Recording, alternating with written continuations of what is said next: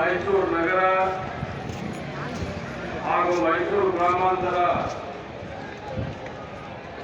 ಕಾಂಗ್ರೆಸ್ ಸಮಿತಿಯ ಎಲ್ಲ ಗೌರವಾನ್ವಿತ ಪದಾಧಿಕಾರಿಗಳೇ,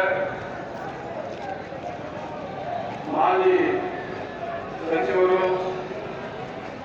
ಹಾಲಿ ಶಾಸಕರಾದಂತಹ ಧರ್ಮೇಶ್ ರೆಡ್ಡಿಯವರೇ, ಎಲ್ಲ ಮಾಜಿ ಶಾಸಕರುಗಳೇ, ಹಾಲಿ ಶಾಸಕರುಗಳೇ, ಸಚಿವರುಗಳೇ, ಪಕ್ಷದ ಎಲ್ಲ ಸಮಸ್ತ ಕಾರ್ಯಕರ್ತರೇ, ಬಂಧುಗಳೇ, ಈ ದಿನ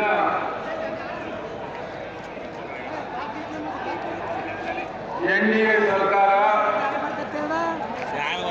ಭಾರತ ದೇಶದಲ್ಲೇ ಜನಪ್ರಿಯ ಆಡಳಿತ ನೀಡುತ್ತಾ ಇರತಕ್ಕಂಥ ಸನ್ಮಾನ್ಯ ಸಿದ್ದರಾಮಯ್ಯನವರಿಗೆ ಒಂದು ಕಪ್ಪು ಚುಕ್ಕೆಯನ್ನು ತರಬೇಕು,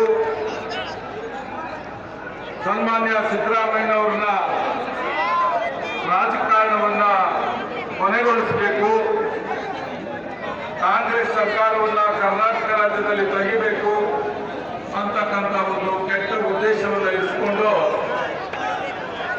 ಇಂದು ಕೇಂದ್ರ ಸರ್ಕಾರ ತನ್ನ ಅಧಿಕಾರವನ್ನು ದುರುಪಯೋಗಪಡಿಸಿಕೊಂಡು ರಾಜ್ಯಪಾಲರನ್ನು ಉಪಯೋಗಿಸಿಕೊಂಡು ಇವತ್ತು ಜನಪ್ರಿಯ ಮುಖ್ಯಮಂತ್ರಿಗಳಾದಂಥ ಸನ್ಮಾನ್ಯ ಸಿದ್ದರಾಮಯ್ಯನವರಿಗೆ ಪ್ರಾಸಿಕ್ಯೂಷನ್ಗೆ ಆದೇಶ ಮಾಡಿರ್ತಕ್ಕಂಥದ್ದು ಅತ್ಯಂತ ಖಂಡನೀಯ ಆದಂಥ ವಿಚಾರ. ಈ ಒಂದು ವಿಚಾರದಲ್ಲಿ ಕೇಂದ್ರದಲ್ಲಿರ್ತಕ್ಕಂಥ ಎನ್ಡಿಎ ಸರ್ಕಾರ,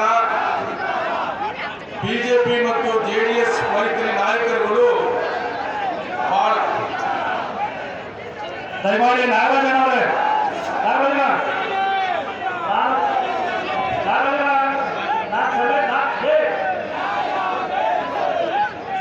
ನಾನು ಕ್ಷಮೆ ಕೇಳ್ತೇನೆ.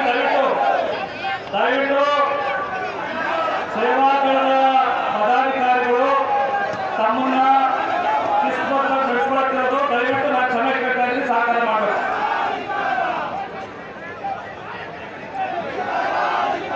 ದಯಮಾಡಿ ಸ್ವಲ್ಪ ಶಾಂತವಾಗಿದೆ. ನಾವೆಲ್ಲ ಚಳುವಳಿ ಮಾಡಲಿಕ್ಕೆ ಬಂದಿರೋದು. ದಯವಿಟ್ಟು ತಾವೆಲ್ಲ ನಮ್ಮ ಪಕ್ಷದ ಮುಖಂಡರಲ್ಲಿ ಮನವಿ ಮಾಡ್ತಾರೆ, ಶಾಂತವಾಗಿದೆ.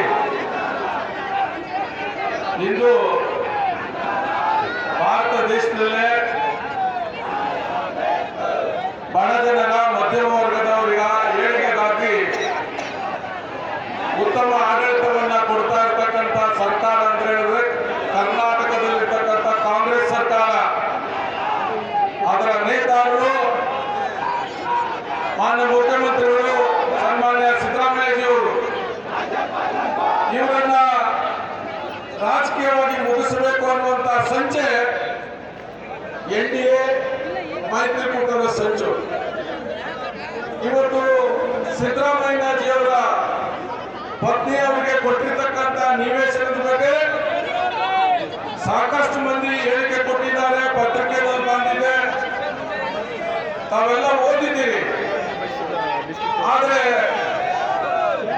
ಸಾಮಾನ್ಯ ರೈತರಿಗೂ ಕೂಡ ಪ್ರಾಧಿಕಾರದಲ್ಲಿ ಭೂಮಿ ಕಳ್ಕೊಂಡಂತ ರೈತರಿಗೆ ಭೂಮಿಗೆ ಪರಿಹಾರವಾಗಿ ಪರಿಹಾರ ಕೊಡ್ತಕ್ಕಂಥದ್ದು ನಡ್ಕೊಂಡು ಬಂದಿದೆ. ಅದೇ